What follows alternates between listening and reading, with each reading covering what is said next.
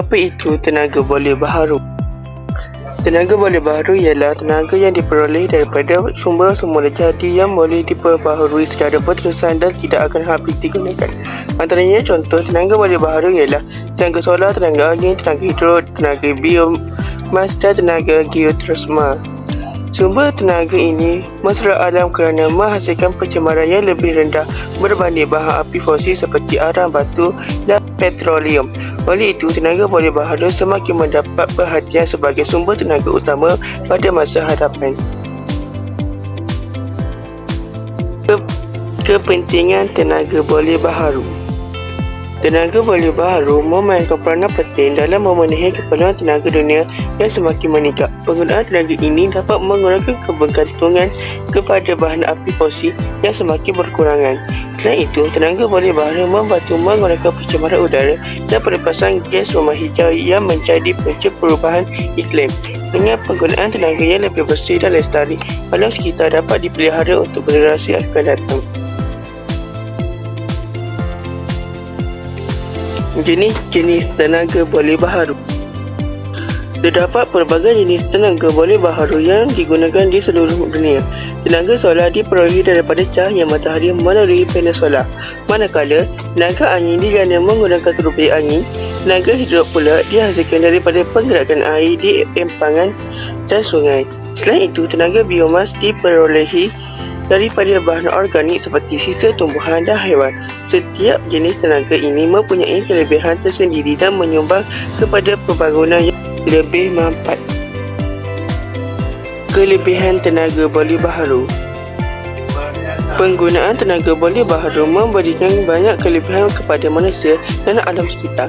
Sumber tenaga ini tidak mudah habis kerana sentiasa diperbaharui secara semula jadi. Selain itu, kos penyelenggaraan bagi sesetengah sistem tenaga boleh baharu adalah lebih rendah dalam jangka masa panjang.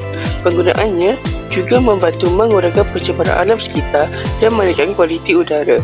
Oleh itu, tenaga boleh baharu menjadi pilihan yang semakin penting dalam usaha mencapai pembangunan lestari. Cabaran penggunaan tenaga boleh baharu. Walaupun mempunyai banyak kelebihan, penggunaan tenaga boleh baharu turut menghadapi beberapa cabaran. Antaranya ialah kos pemasangan yang tinggi, terutamanya bagi panel solar dan tusmit angin. Selain itu, penghasilan tenaga daripada sumber tertentu bergantung kepada keadaan cuaca dan faktor semula jadi. Kekurangan teknologi dan infrastruktur di sesetengah kawasan juga boleh menghalang perkembangan tenaga boleh baharu. Oleh itu, usaha berterusan perlu dilakukan bagi mengatasi cabaran tersebut.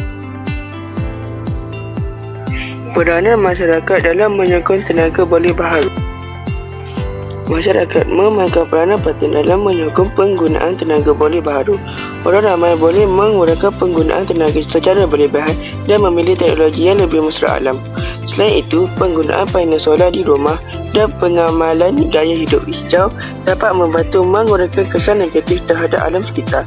Kesedaran tentang kepentingan tenaga boleh baharu juga perlu dipupuk supaya lebih ramai individu menyokong penggunaannya pada masa hadapan. Masa depan tenaga boleh baharu.